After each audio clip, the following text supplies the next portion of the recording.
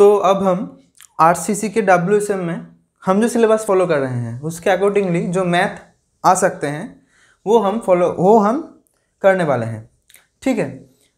तो generally 3 types of math होते हैं, मतलब 3 टाइप के आते हैं। ये है पहला टाइप, और भी 2 टाइप सामने वाली 2 वीडियो आएंगे हर एक टाइप के लिए। तो पहले वीडियो में हम लोग सब कॉन्सेप्ट क्लियर कर चुके हैं। थोड़ा सा लैंग्वेज प्रॉब्लम है मेरा, अभी भी हिंदी स्मूथ नहीं हो सका। आई थिंक फ्यूचर में हो जाएगा, तो वो आप लोग एडजस्ट कर लेना। वैसे कंटेंट में कोई भी खराबी नहीं है, जो मुझे लगा कि जितने अच्छे से पढ़ाया जा सकता है उतने अच्छे से ही मैंने कोशिश किया पढ़ाने की।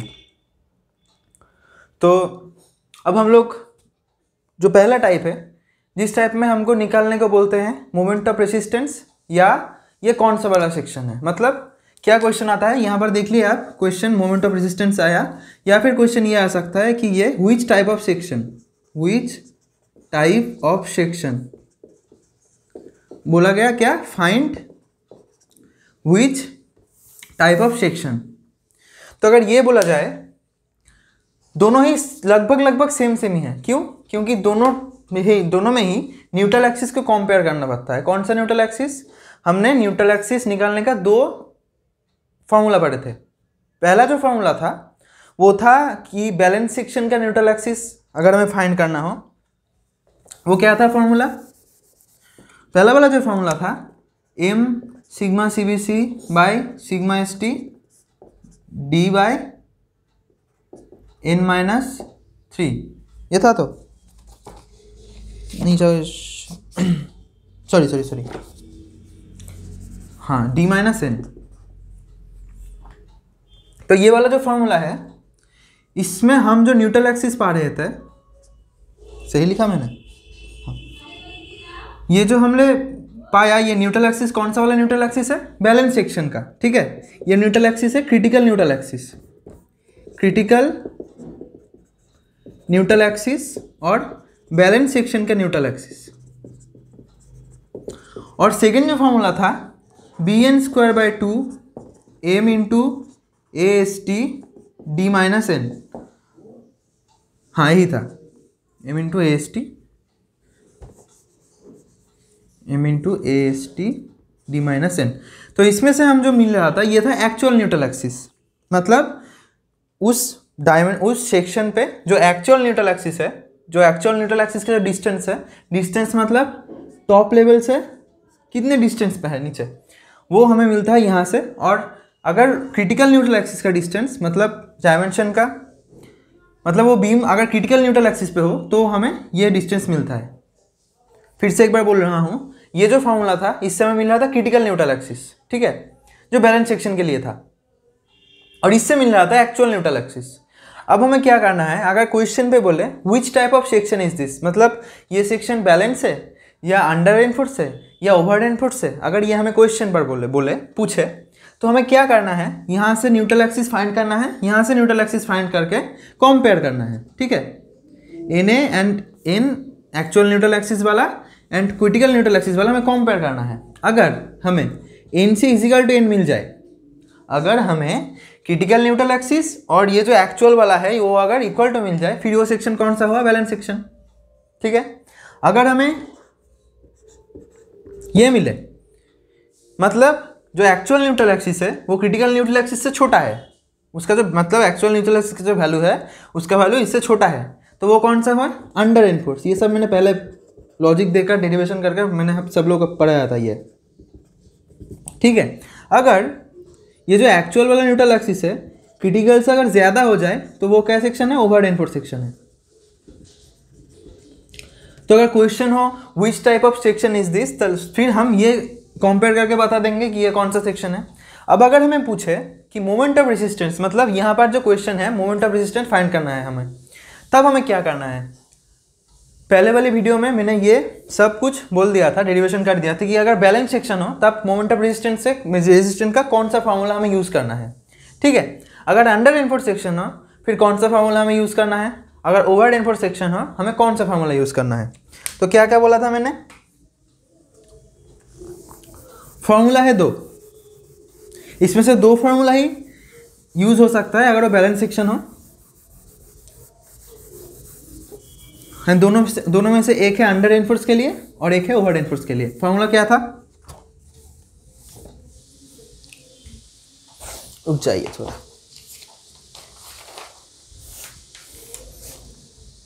एक फॉर्मूला था जो कॉम्प्रेशन साइड के रेस्पेक्ट में था, half sigma CBC B N D minus N by 3। ठीक लिखा मैंने? Half sigma CBC B N D minus N by 3। हाँ, एक फॉर्मूला था टेंशन साइड वाला, sigma ST AST D minus N by 3। हाँ, फॉर बैलेंस सेक्शन मैंने क्या बोला था? ये जो दोनों है ये क्या किसका फॉर्मूला है? मोमेंट ऑफ रेजिस्टेंस का। ठीक है, ये सब किंतु मोमेंट ऑफ रेजिस्टेंस का फॉर्मूला है। तो मैंने क्या बोला था? अगर बैलेंस सेक्शन हो तो ये दो ही फॉर्मूला यूज होगा, क्योंकि इस दोनों का वैल्यू इक्वल होता है। हम किसी भी एक को यूज कर सकते हैं अगर वो बैलेंस सेक्शन हो। अगर वो अंडर रेनफोर्स सेक्शन हो तो हमें क्या बोला था? ये फॉर्मूला हम यूज करेंगे फॉर अंडर रेनफोर्स सेक्शन, ये फॉर बैलेंस। ठीक है, ये फॉर अंडर रेनफोर्स सेक्शन। अगर सेक्शन ओवर रेनफोर्स हो फिर हम ये फॉर्मूला यूज करेंगे।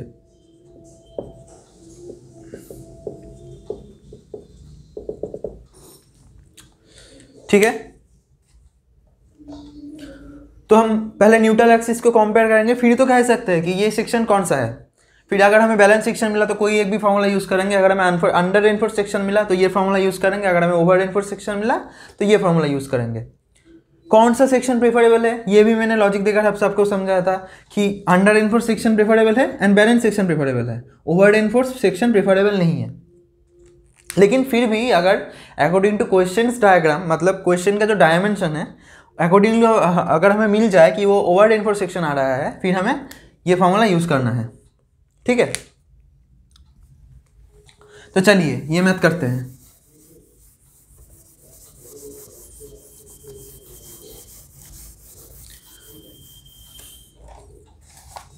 पहले जो गिवन है वो लिख लेते हैं। गिवन क्या है? B 25 mm।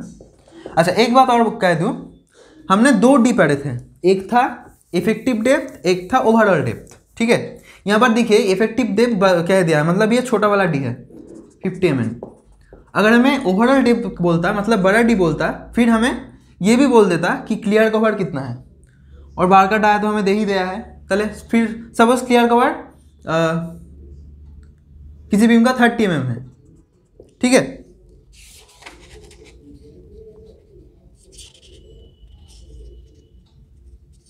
यहाँ पर किसी अंक पे नहीं दिया। ठीक है, सपोज समझ लीजिए कि किसी भी बीम का क्लियर कवर 30 mm है। ठीक है, क्लियर कवर दे दिया हमें, और हमें क्या बोला कि ये 45 mm का ओवरऑल डेप्थ है। फिर अगर हमें बोले कि छोटा डी कितना है, हम निकल सकते हैं कैसे? 555 से माइनस करेंगे हाफ ऑफ बार्ट डाया और माइनस करेंगे क्लियर कवर। ठीक है, तो 545 माइनस ये हुआ 7, ये हुआ फिर ये 545 से डिवाइड कर देना, जो मिलेगा वो हुआ इफेक्टिव डेप्थ। ठीक है, यहाँ पर क्या ही दिया है कि इफेक्टिव डेप्थ क्या है? 500 mm। और क्या बोला? Has 5 bars of 14 millimetre. फिर यहाँ से हमको AST मिल जाएगा। क्या AST? मतलब total area of steel cross section पर। तो ये है 5 बार। 5 बार के लिए एक बार का एरिया कितना है? π/4 इंटू d²। ये सब mm पे चल रहा है, तो ये आप कैलकुलेशन करके लिख देना। कुछ कैलकुलेशन ऐसा आएगा, कर लेता हूँ एक बार। 14² into pi into 5/4 769 point something आ रहा है। हम सब राउंड फिगर लेके ही चलेंगे। ठीक है, राउंड फिगर लेके चलेंगे। डिज़ाइन पे ऐसा कुछ इशू नहीं होता अगर हम राउंड फिगर ले लेते हैं तो। 769 आ रहा है। और एक हमें क्या मिल रहा है, find the amount of for M20 and M20 concrete, ठीक है, यहाँ पर कॉन्क्रीट छूट गया, M20 concrete and plain mild steel. अब ये क्या बोल रहा है, अब आप आएगा आइस कोट का काम। आइस कोट पे आप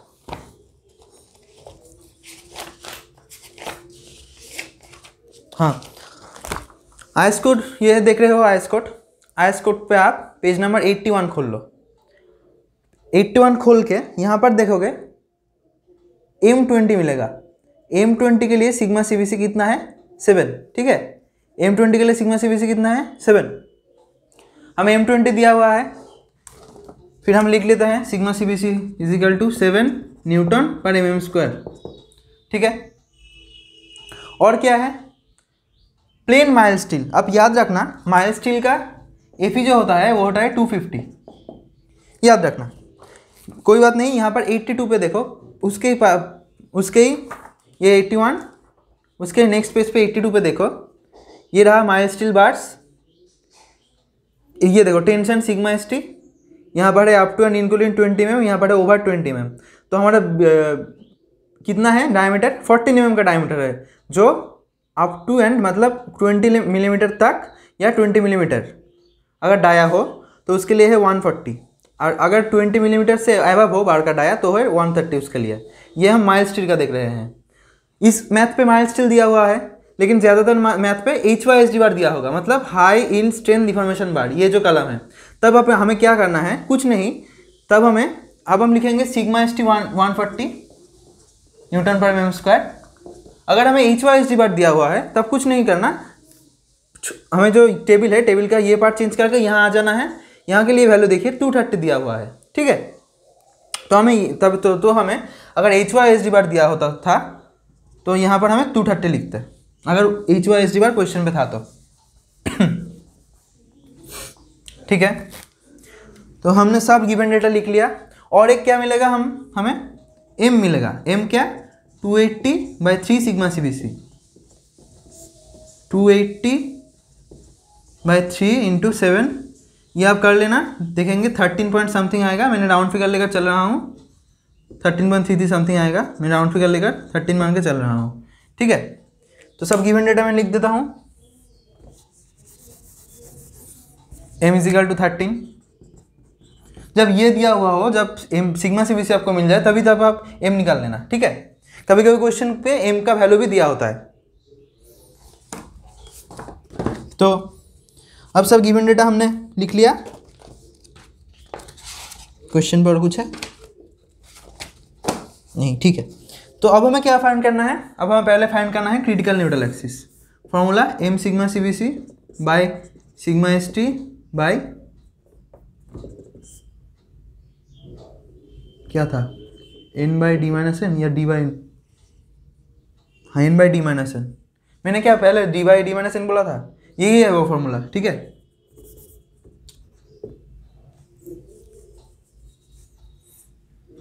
हाँ मैंने पहले जब समझा रहा था शायद मैंने यहाँ पर d लिख दिया था, तो आप करेक्शन कर लेना।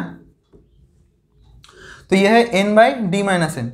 तो अब हम निकाल लेते हैं सॉरी, m क्या है, m है 13, sigma CBC 7, sigma ST 140, n हमें निकाल, ये क्रिटिकल न्यूट्रल एक्सिस वाला n है, ठीक है। d बोल दिया है, dm 50 NC। यहाँ से अगर आप n से निकाल लोगे, मैं अभी लिख लेता हूँ वैल्यू, आप कैलकुलेशन कर लेना। अगर यहाँ पर सब कैलकुलेशन करूँ तो वीडियो का ड्यूरेशन बहुत बढ़ जाएगा, आप खुद कैलकुलेशन कर लेना, ये आप कर ही सकते हो। NC मिला हमें 197 में, ठीक है। ये क्या निकाला हमने, क्रिटिकल न्यूट्रल एक्सिस, ये हमें निकाला, ठीक है। आप पॉज करके सब नोट करते जाओ, मैं मिटा रहा हूँ, ठीक है। NC 197 मिला हमें, NC 197 मैंने यहाँ पर नोट कर दिया। अब हम निकालेंगे क्या, actual neutral axis. Actual neutral axis कैसे निकलेगा, bn²/2 m into AST d-n, यही फार्मूला है वो। यहाँ से आप value 250 into N square by 2, M का वैल्यू है 13, एस टी का वैल्यू है 769, टी माइनस डी का वैल्यू हमें पता है, डी का वैल्यू क्या है 50 माइनस एन। तो यहाँ का क्वाड्रेटिक इक्वेशन मिलेगा आपको।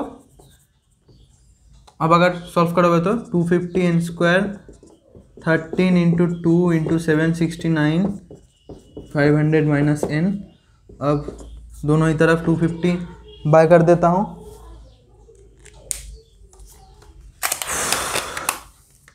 Thirteen into 2 into 769 by 250 79.976 500 minus N. अब N square is equal to 79 into 976 into 500 minus 79.976 into 9।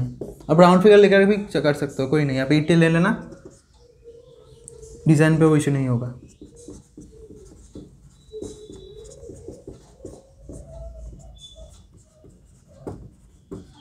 ये आप कैलकुलेशन कर लेना, करके नीचे जो आएगा ये क्वाड्रेटिक इक्वेशन होगा। तब सीधे रास्ते जो फॉर्मूला दिया था, मतलब n इक्वल टू आपका क्या करेंगे, ये होगा b, मतलब sorry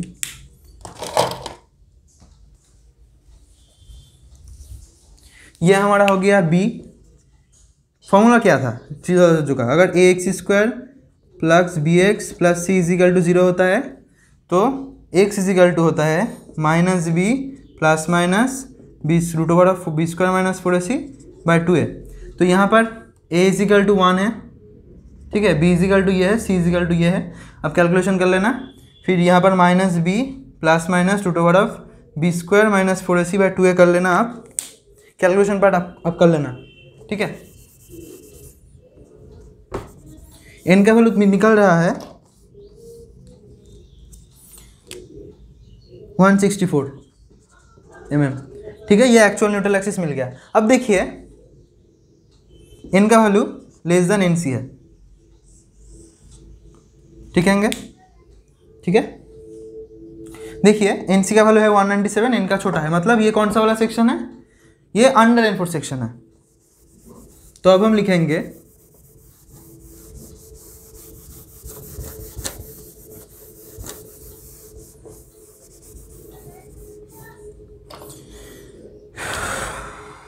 hence n less than nc it is under enforced section, ठीक है।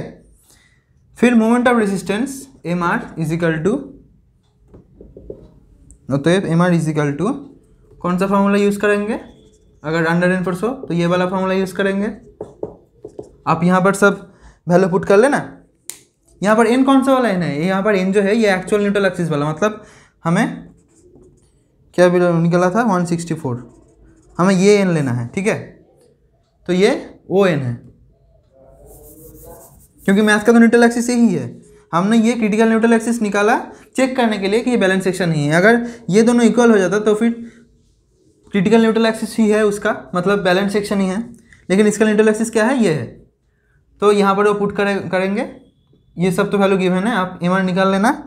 कुछ जो वैल्यू है वो 49.95 किलो न्यूटन, ठीक है। पहले में वो जो आता है वो ऐसा लाएगा सब कुछ 4794458, मुझे पता नहीं, ये सब बुक पे सब लिखा हुआ है, आप सब करेक्शन कर लेना, ठीक है। न्यूटन एम में आता है, उसको अगर 10.10⁶ से आप डिवाइड कर दो तो वो यहाँ पर 49 पॉइंट समथिंग लिखा हुआ है, ठीक है, कोई नहीं, 47.94 होगा यहाँ के मुताबिक न्यूटन मीटर, ठीक है। यूनिट कन्वर्शन तो आपको पता ही होगा। तो ये आप फॉर्मूला वाला पार्ट, मतलब कैलकुलेशन वाला पार्ट आप कर लेना। आई थिंक सबको ये वाला क्वेश्चन, मतलब टाइप 1 का जो क्वेश्चन है, ठीक है, ये जो टाइप 1 है, ये टाइप 1 बहुत इंपॉर्टेंट है डिप्लोमा के पर्सपेक्टिव से। तो आई थिंक सबको ये समझ में आ गया होगा। अगर किसी कोई भी कन्फ्यूजन हो या फिर कुछ कहना हो ज़रूर कमेंट बॉक्स पे लिखना। Okay, thank you. पॉज करके आप लोग ये लिख लो।